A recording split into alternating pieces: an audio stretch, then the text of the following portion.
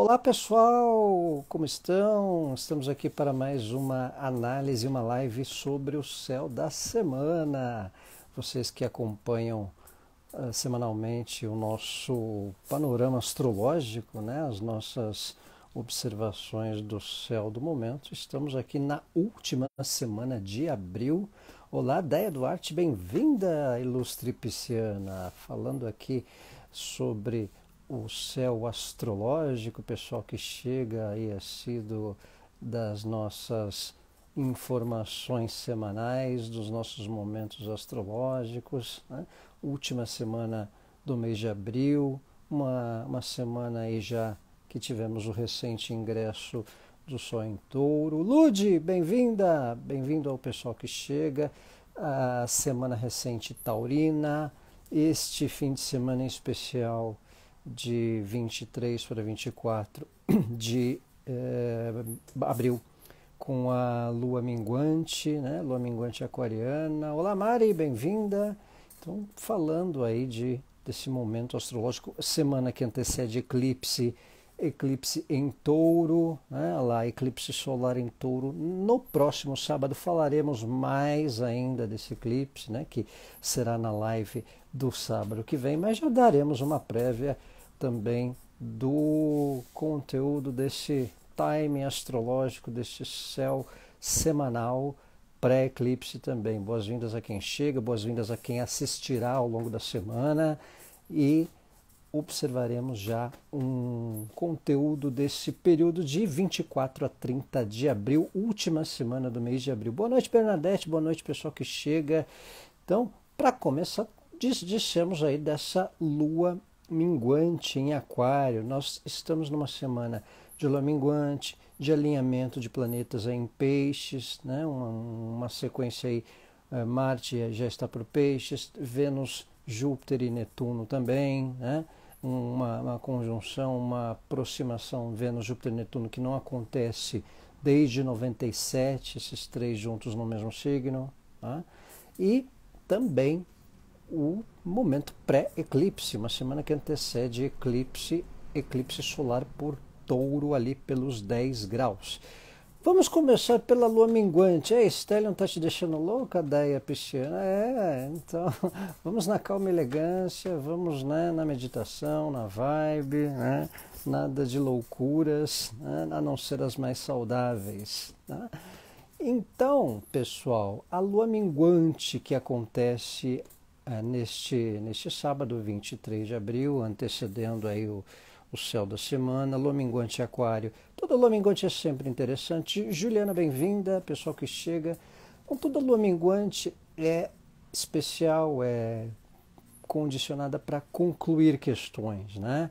A lua minguante, ela está na fase de fechar um ciclo. Vou fazer uma arte aqui sobre a lua minguante. Deixa eu ver se eu consigo colocar um desenho exato aqui. Aqui, olha só, embaixo da minha imagem, né? Tá a lua ali a 3 de aquário e lá o sol em touro. Então, na semana que vem, quando sol e lua se juntam, é a lua nova, ou na verdade será um eclipse, porque o nodo está lá. Então, eclipse, a lua nova é quando o sol e lua estão no mesmo signo, mas uma semana antes, olha lá, ó, lua 3 graus de aquário, um signo fixo, touro, 3 graus de touro. Então, a lua fechando o ciclo lunar, né? Então, lua minguante, ela é especial para questões, lua minguante é especial para questões que envolvam conclusões, finalizações de assuntos, conclusões de temas que envolvam grupos, ainda mais uma lua minguante em aquário. Então é interessante para, antes da gente começar ou dar um pontapé inicial para interesses, ou até algumas questões que a gente vem numa iminência meio efervescente de ponto de partida, ansiedade, vai precisar primeiro concluir, desatar certos nós, finalizar certas coisas para depois começar. Então é como se fosse um sinal de necessidade das conclusões. Toda lua minguante tem sempre um pouco essa condição, né? E de alguma maneira isso associado a grupos, associado a questões que envolvam uma abrangência até de convivências, de situações coletivas, vínculos, né? ainda mais sendo uma lua minguante especificamente em Aquário. Tá? Então, um fator aí de concluir questões, finalizar temas, né? Dar um certo direcionamento conclusivo antes de começar certas coisas. Às vezes a gente está numa ansiedade de começar algo, lá uma compra, uma situação do trabalho, só que a gente não consegue se a gente não terminar algo antes ou então não concluir uma questão. Então tem temas que para dar início precisam de algumas conclusões. Essa é um pouco a vibe da lua minguante, ainda mais uma lua minguante em Aquário, uma lua minguante num signo de ar. Então algumas questões que envolvam até relações precisam ser definidas, direcionadas antes de fazer algo mais focado. Então é um pouco essa síntese da lua minguante. A gente começa a semana também amanhã com a conjunção Mercúrio-Saturno. Tá? Outra questão do lua minguante aqui é temas, grupos, causas, né? Questões importantes para darmos focos a conclusões de temas antigos diante de elos, diante de pessoas também. Tá? Então eu falava aí da conjunção Mercúrio-Saturno neste domingo. Então vamos aqui uma arte em relação a esta conjunção. Deixa eu ver se eu cheguei. Perdão, gente, não é conjunção, quadratura. Tá? Quadratura, olha só. Saturno a 23 de Aquário, Mercúrio a 23 de Touro. Né? Então temos uma quadratura Mercúrio-Saturno. Uma quadratura Mercúrio-Saturno é um aspecto tenso, um aspecto desafiador, é o planeta associado às comunicações, Mercúrio e Saturno, tudo que envolve padrão, tudo que envolve bases, estruturas, né? Então, quadratura Mercúrio-Saturno, para falar um pouco a simbologia do carnaval, né? Para lembrar a nossa águia portelense aqui, é quando atrasa a dispersão, ou é quando atrasa a entrada na avenida. Né? Mercúrio, quadratura, Saturno são os atrasos na entrada da avenida. A gente já viu aí um pouquinho aí uma escola ou outra em São Paulo, né? Quem acompanhou um pouquinho aí o carnaval no fim de semana, né? É um pouco aquele atraso dos minutos, escola que perde tempo. Isso vale para o coletivo também. Quadratura Mercúrio-Saturno, algumas questões essenciais e úteis dão uma certa estagnada ou ficam mais vagarosas, ficam um pouco lentas para um funcionamento. Funciona, mas parece que a gente tem que esperar algumas burocracias para andamento de algumas coisas, dar uma vagarosidade para resolver assuntos. Às vezes a comunicação ela é devagar. Boa noite, Raquel. Boa noite, pessoal que chega. Então, quadratura Mercúrio-Saturno. Olá, Biba Rich! Tem um tempo aí de vagarosidade nas questões de andamento das situações. Mercúrio é um planeta associado à comunicação, à informação, né? Juliana, depois de Mercúrio ter enfiado o pé na jaca com Urano, lá vem Saturno. Saturno é uma certa auditoria, né? Então, quadratura Mercúrio-Saturno, a gente pode perceber desafios com o pensamento conservador de ambientes, lugares e pessoas também. Então, a gente pode ter certo atrito, uma certa tensãozinha na maneira de comunicar ou de conviver com certas pessoas, né? Ou mesmo familiar, ou mesmo no trabalho, requer exercício de paciência, de ponderação. Olá, Clau, de Portugal, que honra! Deve estar tarde aí, né? Virando aí quase o dia 24 já, né? 23 para 24. Estamos aí com a nossa live Alemar, live também pessoal fora do Brasil, fora do nosso continente, fora do nosso hemisfério. Então, Mercúrio, quadratura Saturno, requer essa paciência, né? Requer essa questão de ponderação, essa questão de ponderar com os padrões, com as caretices de algumas pessoas, com os pensamentos convencionais que algumas pessoas seguem, ou mesmo nós, no cotidiano, precisarmos manter um certo padrão ou algo convencional para algo funcionar. Então, a gente pode, às vezes, de repente, num trabalho, numa atividade no cartório, recorrer a algo um pouco conservador, né? não alguma coisa muito inovadora, muito tecnológica, fazer meio na mão alguma coisa, algum manuscrito, né? Mercúrio quadratura Saturno tem essa propensão a fazermos alguns procedimentos de uma forma meio conservadora ou que requeira uma certa paciência, um certo procedimento um pouco convencional. Tá? Então, vale atenção, vale paciência com pensamentos, com o estilo de pessoas, com a maneira de posicionamento que algumas pessoas têm. Né? É aquela conjunção, aquela quadratura, não sei porque eu estou com conjunção na cabeça, aquela quadratura, aquele aspecto Mercúrio-Saturno, né? A lá letra de Barão Vermelho. Não ligue para essas caras tristes fingindo que a gente não existe, né? Aquele lado meio ranzinza que a gente pode deparar de pessoas, olha lá, né? Saturno e Mercúrio lá à esquerda, tá? Então atenção aí com o padrão, com o pensamento, com o jeito conservador.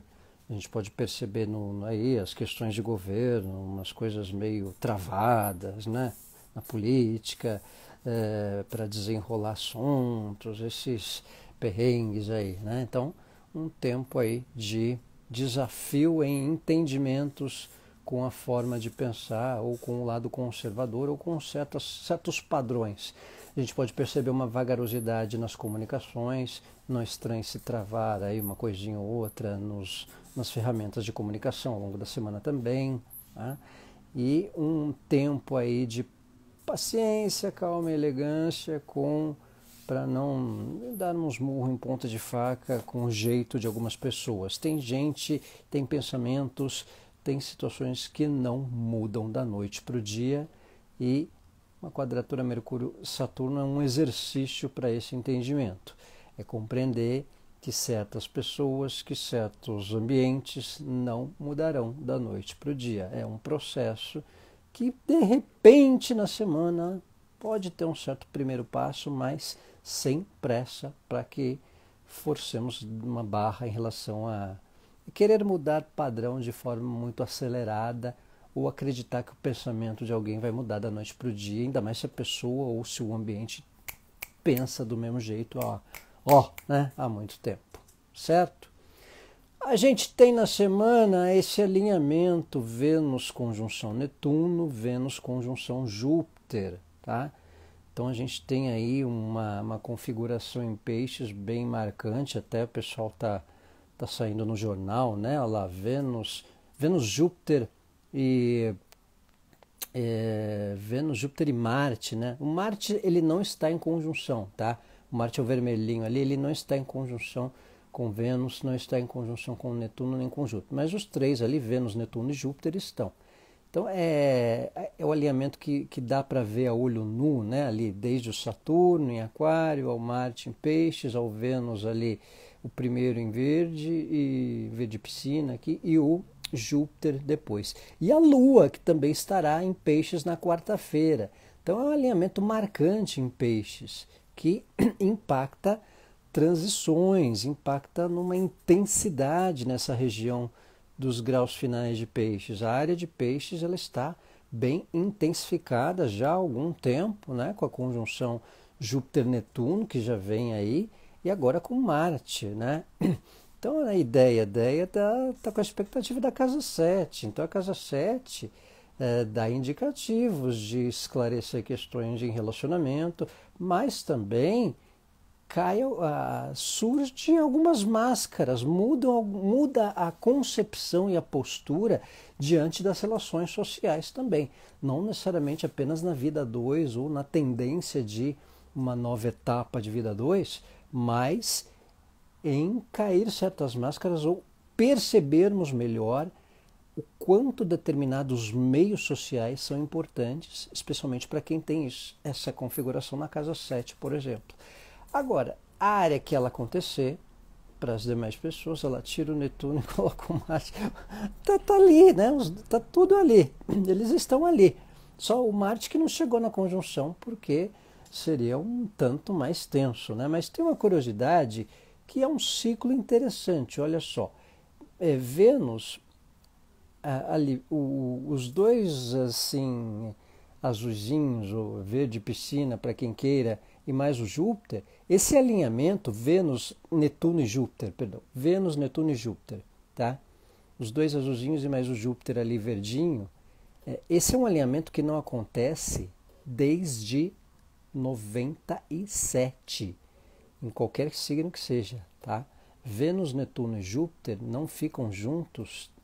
As duas últimas vezes que ficaram juntos foi lá em 84 e depois em 97, entre janeiro e fevereiro. Tá?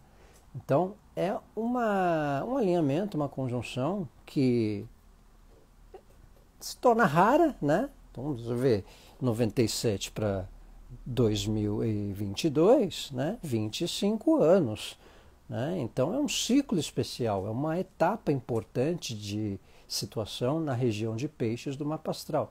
Então, por exemplo, para quem tem peixes na casa 2, por exemplo, é valores, parte financeira, aquisição, ajustes em questões materiais. Se é na casa 7, relacionamento ou vínculos sociais. Né? Se é na casa 10, o direcionamento da parte profissional. Né?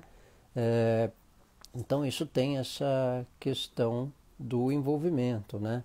A Aline pergunta, Aline Sucupira, tenho só em peixes e ascendente em peixes. Isso quer dizer que peixes está na casa 12 ou não? Então depende do mapa, Aline. Teria que ver o mapa e os graus, tá? Se tiver nos graus próximos, os graus estiverem próximos, seria Sol no ascendente.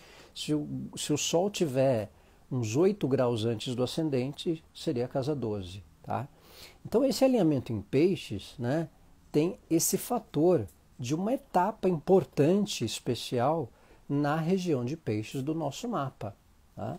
Então, além de estarmos numa semana pré-eclipse em Touro, que falaremos adiante, esse movimento em peixes, a Valquíria Mira tem ascendente em peixes. Então, é a identidade, a imagem, o posicionamento, uma mudança de postura diante de determinados vínculos ou relações. Tá? É uma forma nova de se posicionar diante de questões importantes pessoais. Né? Ju Oliveira, só em peixe na casa 5, o que influencia? A casa 5 ela pode ser associada a filhos, se não for uma coisa que você planeja, um tema que você planeja, questão afetiva, questão amorosa, autoexpressão, criatividade. A casa 5 às vezes trata questões materiais do lar também, tá? Mas alguma questão também de situação afetiva, parte amorosa, né? O lado emocional. Peixes na casa 2, Lude, questões materiais, um rumo nos temas materiais e de finanças, algum ganho, algum acordo, algum ajuste de parte material, né? Então tem esse fator. Camila, lembro de coisas boas, mudanças boas em 97. De repente, né? Algum indício. Então é um tempo importante de direcionamento na área de peixes do mapa astral. E para o coletivo, são questões, por exemplo, Vênus conjunção Netuno e Júpiter é expansão, dá indicativo de expansão de relacionamentos ou de situações que envolvem conhecimentos. Né? A Laval, certíssimo, estou me posicionando de forma nova e diferente, no ascendente, né? Então, é isso.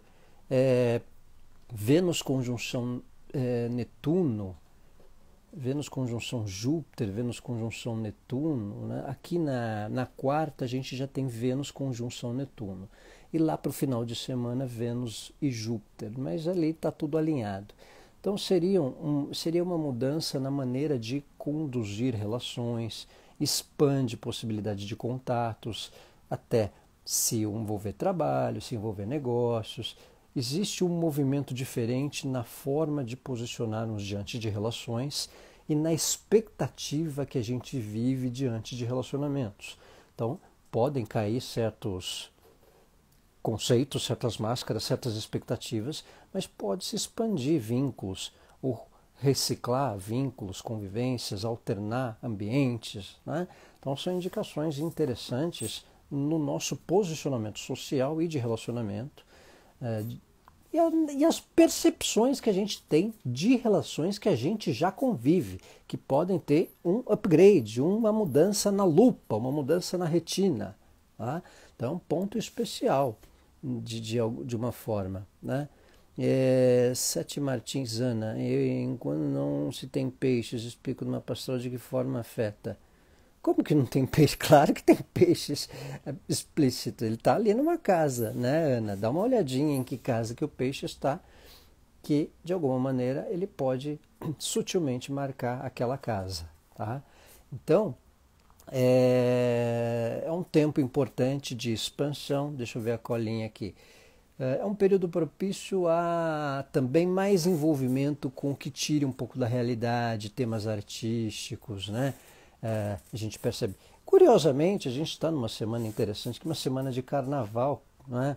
Em pleno mês de abril, né? Não à toa, né? Um alinhamento em peixes que mudou um pouco a realidade, por exemplo, no Brasil, né?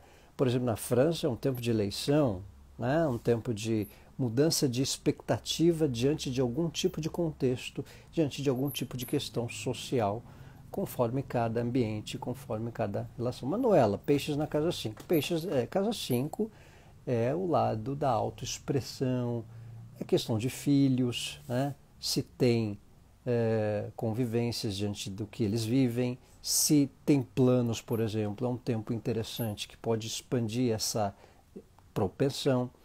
É a casa dos namoros ou da parte amorosa, então muda uma forma de posicionar afetivamente ou afetuosamente. Então tem uma intensidade afetiva dependendo da questão namoro ou até de subida de maré, flerte, paquera, por que não? Né? Dá uma subida na maré para o pessoal de casa 5 aí que está com a maré baixa no lado amoroso, aí para o ano, tá? Para o ano, para o semestre, porque é um ciclo especial. Não acontece Vênus, Júpiter e Netuno, aqui ó, não acontece Vênus, aqui Netuno e Júpiter, ainda mais Lua ainda, né? Desde 97, gente. Então é uma configuração, um alinhamento especial, tá? Então é um tempo importante, né? Fala, Príncipe Manu, valeu, beleza? Pessoal que chega aí para a live de 24 a 30 de abril, última semana de abril, né? Eu tô virgem beata ou beta, o Camilo? Então, Júpiter em peixes na 8 são questões que podem envolver espiritualidade, que podem envolver temas de terapias, né? A casa 8, ela, se houve uma perda recente, por exemplo, pode-se tratar as questões dessa perda, mas em geral é uma área de transição interior, de parte financeira em conjunto ou junto ao par. Tá? A casa 8 também impacta em terapias, na nossa caixa preta, nas questões mais internas, né, num sentido geral. Júpiter regente Sagitário, que a minha lua influencia? Não, não entendi, Odeia. Júpiter regente de Sagitário, que é minha lua, influencia? Não entendi.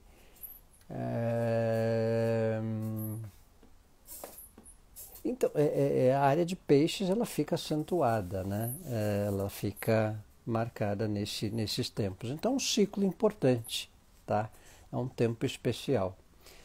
Certo, pessoal? Então, a gente ainda tem ao longo da semana Vênus, esse alinhamento Vênus, Netuno, Júpiter, né? A gente tem no final da semana Plutão que fica estacionário, né? Plutão estaciona para retrógrado. Tá? Eu não penso tanto nos planetas lentos em retrogradação, a não ser em 3 situações. No tempo da retrogradação, na oposição que ele faz com o Sol quando ele está retrógrado e quando termina. Né? Então, Plutão na retrogradação é lá para... Deixa eu só checar aqui... Na sexta-feira, dia 29. Antes disso, pessoal, antes disso, quinta-feira e quarta e quinta-feira, nós temos Mercúrio em sexto a Júpiter e Mercúrio em trígono com Plutão. Tá? Então são bons aspectos de Mercúrio, bons aspectos especiais de Mercúrio do meio para o final da semana, que são especiais para comunicação, são especiais para troca de informações, para percebermos melhor aprendizados ou estudos ou conhecimento de assuntos ou a resolução de papéis e documentos também. Tá? Então são bons aspectos de Mercúrio que dão uma atenuada em situações de comunicação que vinham difíceis aí do início ou da semana anterior.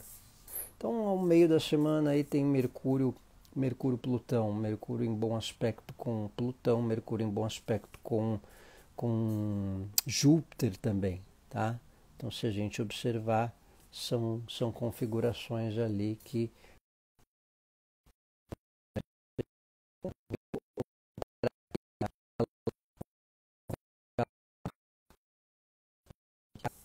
acho que estava travando aí, né? Vocês estão me ouvindo bem? 1, 2, 3, teste som. Meu som tá bom? Tá me ouvindo bem? Então é isso, Mercúrio aí ao meio da semana tem bons aspectos com Júpiter e Plutão. Dão uma alinhada nos estudos, na comunicação, né? Nas informações. Né? Tava travando, né? A CH caiu. Acho que melhorou agora, né? Deu uma melhorada? Tá fluindo melhor? Estão me ouvindo bem? Ou Mercúrio conjunto Mercúrio quadratura Saturno dá isso, né? Às vezes a comunicação ela fica, né? Vitrine viva, aquela lentidão, né? Então de vez em quando dá um pouco essas travas, certo? Então eu estava dizendo, no final da semana tem Plutão retrógrado, Plutão fica em movimento retrógrado, né? Lá para o dia 29. Plutão estaciona no dia 29 para retrogradar. Então às vezes dá um certo impacto com situações de poder, né? Com situações de... A gente pode perceber aí essas tensões de governo, né? De repente dá um recuo em certos absurdos aí que a gente andou percebendo em certas figuras de poder, tá? Plutão retrogradando pode dar alguma tendência, algum atenuante, alguma baixada de bola, né? Ou então um certo impacto mais intenso que sacuda aí os bastidores ou da política ou do poder, que gere alguma polêmica, né? Normalmente é retrogradação. O dia que retrograda costuma dar um certo agito, né? Se não me engano, acho que uns anos atrás, no dia que Plutão retrogradou, caiu um ministro, não lembro qual foi, não lembro se foi o Mandetta ou se foi o Moro, mas no dia que mudou do direto para retrógrado, teve aí um agito ministerial, tá? Não estranhe-se aí ao final da semana com Plutão retrogradando, a gente perceba alguns revertérios aí, tá? E aí no final da semana a gente tem o nosso eclipse semestral solar de cada dia nos Dayush. Foi o Moro, né, Paula? Acho que o Moro deu uma despencada quando Plutão retrogradou ali da 2020 ali, né? Foi, né? Foi isso mesmo. Então, e quando Saturno retrogradou, no dia que Saturno retrogradou, né, teve uma alternância ministerial também. Curiosidades, né? Não odeia o Moro, tem ascendente Sagitário, viu? Ascendente Sagitário, fonte fidedigna, tá? Leonino com ascendente Sagitário, se não me engano. Então, o eclipse nosso de cada dia é mais para o final da semana. Nós falaremos mais na semana que vem, porque será no sábado, será no dia da nossa próxima live, né? Então, e o eclipse, ele é uma espécie de lanterna na caverna, né? Lanterna na caverna. Então é uma espécie de condição de vir à tona algumas questões, vir à tona alguns assuntos, se revelam temas, né? Dá um certo revertério. Isso pode envolver no Brasil questões da política, questões de poder também, até porque a nossa nação, quer ver, o Brasil ele tem ali a região de Touro, onde vai acontecer o eclipse. Não vou falar de política não, tá, gente? Só vou dar um pitaco aqui para acontecer ali na casa 3, vai pegar o Saturno. Podem desvendar algumas maracutaias, alguns crimes, algumas obscuridades aí, né? Saturno é regente da casa 12, Saturno na casa 3, essas questões aí da educação, do dinheiro aí de pastores para, né, liberar a verba para a escola. Enfim, né? São bravatas aí do nosso país. Mas o importante, eclipse solar em Touro na semana que vem, sábado, falaremos mais dele, será 10 de Touro, será conjunto a Urano, isso dá impacto nas questões econômicas, nas questões materiais, né? Na questão financeira do coletivo, né? Isso pode impactar na área de Touro do nosso mapa, ali da região de 10 a 14 graus, de 10 a 15 graus, em função do eclipse ser junto a Urano. Né? Falaremos. Tá rindo de quê, Camila? Então, parabéns, Lili! Feliz aniversário, Taurina! Aí, dia 24, parabéns! Então, o eclipse, na questão geral, ela dá indicativos de novas direções, de novas questões que envolvam mercados, a parte financeira, revelam-se assuntos. Então, essa região de 10 graus de Touro dá indicativos importantes para o fator. A Roberta aí perguntando, a gente tem uma questão aí da eleição francesa, né? Essas definições aí do andar da guerra, né? Enfim, mas o eclipse tá com essa tensão, né? Tá eclipse conjunção a Urano, né? É um tanto difícil, ainda mais em signo fixo, né? Fica difícil uma alternância, mudar o pensamento, né? Então acho que vai ainda dar um tempo ainda vai ter uma continuidade ainda na questão conflitos, né? De uma vez que teve esse Touro com Urano, eu separei. É verdade. Ideia. Foi. Então, agora é uma época de rebobinar a fita, né? Rebobinar a fita. Então, eclipse em Touro a 10 graus, entre 10 e 15 graus, dá esse tempo de transição na região de Touro. Então, do mesmo modo que a gente vem com essas questões em peixes, esse alinhamento Vênus, Netuno, Júpiter em peixes, né? Dão indicativos de transição, de expansão, de uma nova etapa. Um eclipse por Touro está impactando realmente um tempo de andamento de questões. Nós tivemos eclipse em Touro em novembro passado, um eclipse lunar ali pelos 29 graus de Touro. Então, a região ali, se for a mesma casa, quem tem Touro ali numa ampla gama de casa, né? Ou a casa começar no início de Touro, né? A região de Touro desencadeia questões ali de novembro, do fim do ano passado. Tá? Assuntos que marcaram essa época de novembro, dezembro, vindo à tona ou desatando nesse período de eclipse por Touro. A outra questão é que, por ser uma região ali dos 10 a 15 graus, também é fator para trazer à tona o que vem de equivocado também. Né? Como eu disse para vocês, eclipse dá aquele pá, aquele revelar. Né? Então, às vezes, descamba alguns assuntos, discussões. Se é na casa 4, são questões do meio doméstico, do meio familiar. Né? Se é questão de casa 6, é a rotina, é o andar da rotina, o ritmo, a rotina, a saúde, né?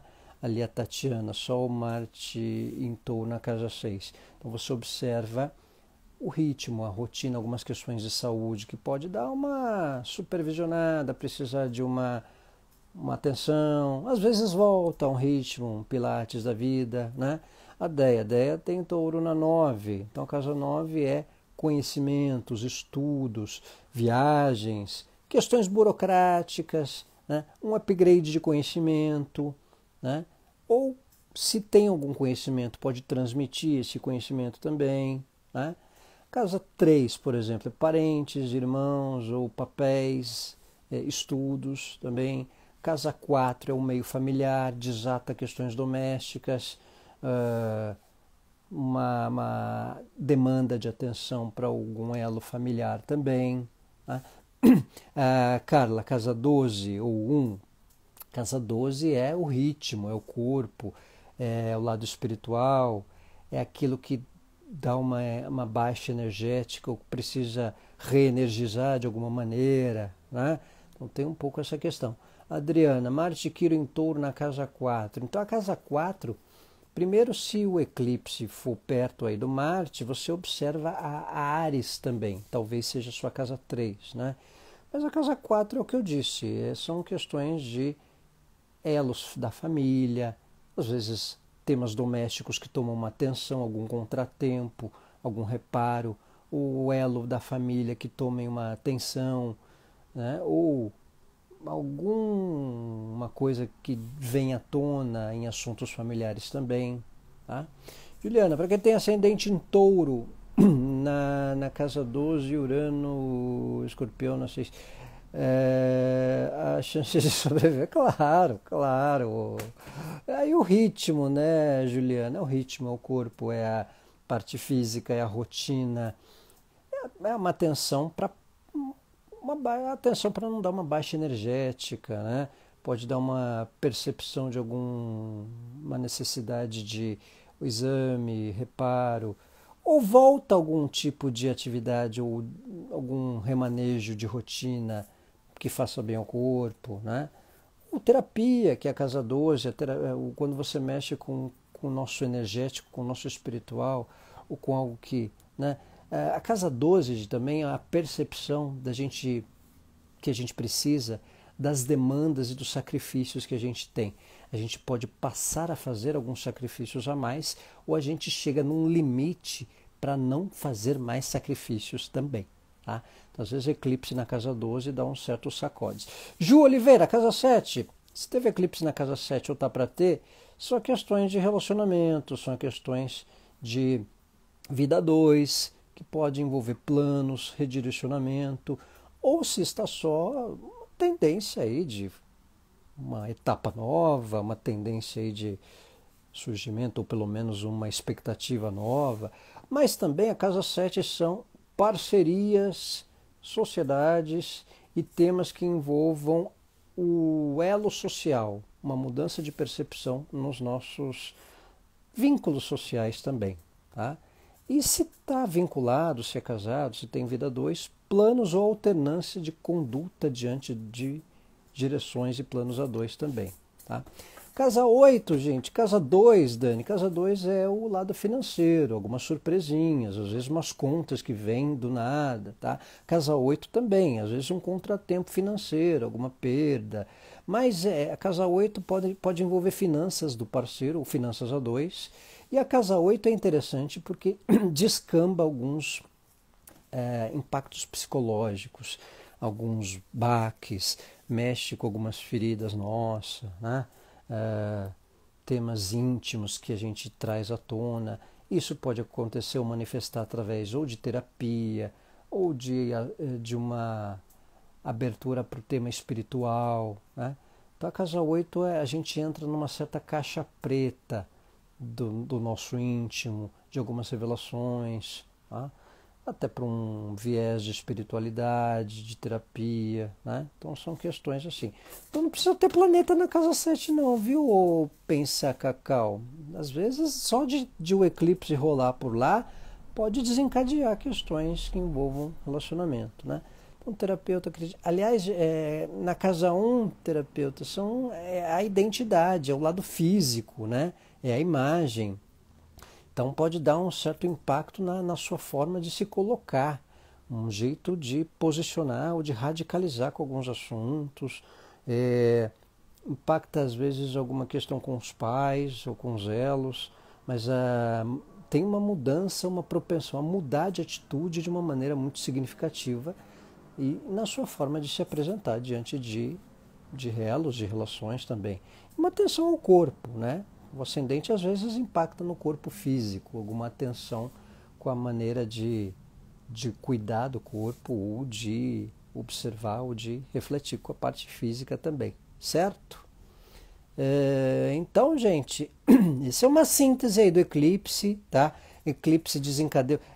Mesmo que na semana eles não desatem ou não impactem aí ao longo desse curto prazo, eles podem refletir aí ao longo do semestre, tá? por maio. Maio vai ter eclipse em Escorpião, né? Eclipse lunar ali por Escorpião, se não me engano, dia 16 de maio. Nós falaremos mais a respeito dele também, tá? 16 de maio tem eclipse lunar em Escorpião. Agora, esse em Touro, junto ao Urano, ele pode impactar ou desencadear questões, trazer à tona situações que ficavam ali meio camufladas. Isso pode envolver nosso ritmo, corpo, a saúde. Às vezes um eclipse, ele elucida o que a gente precisa ver no nosso corpo, na nossa saúde, nas nossas relações, traz à tona assuntos que ficavam ali camuflados e a gente põe para fora, né? Ou upgrade de trabalho, se for casa 10, se for casa 6 também, tá? Muda a nossa postura ou intensifica algumas questões diante do que a gente lida no nosso cotidiano, conforme a casa, né? Então é um tanto isso. Camila, senão a conta vem depois, exatamente. Certo? Então, pessoal, este é o céu da semana, essa é uma síntese do período semanal com alinhamento em peixes de Vênus, Netuno e Júpiter, com eclipse na próxima semana. Falaremos mais, até porque teremos live sábado e é dia de eclipse, então falaremos mais também, tá? Quem não assistiu ao vivo, assistirá na semana. Vejam a live no sábado, que a gente faz uma repassagem desse tempo de eclipse, né? O eclipse nessa região Touro e Escorpião não vinha acontecendo desde a época ali 2013, 14, né? Então esses tempos podem ser parâmetro para transições que alguém teve, tá? Então é só para ter uma ideia da onde a região de eclipse foi das últimas vezes, certo? Se o Urano der uma trégua, estaremos aqui. Estaremos de qualquer jeito, Ju. Estaremos de qualquer jeito, certo? Então, pessoal, este é o céu da semana de 24 a 30 de abril, última semana do mês. Mais uma vez, obrigado a todos. Desejar ótima semana a todos. Juízo aí no fim de semana de carnaval. Que tá um carnaval meio mandrake aí também, né? Ótima semana a todos. Calma e elegância, como sempre. Atenção aí com Mercúrio Saturno, com alinhamento em peixes, com eclipse em touro. Atenção a essas regiões do mapa, certo? Obrigado mais uma vez pelo contato, por assistirem. Ótima semana a todos, calma e elegância, um abraço,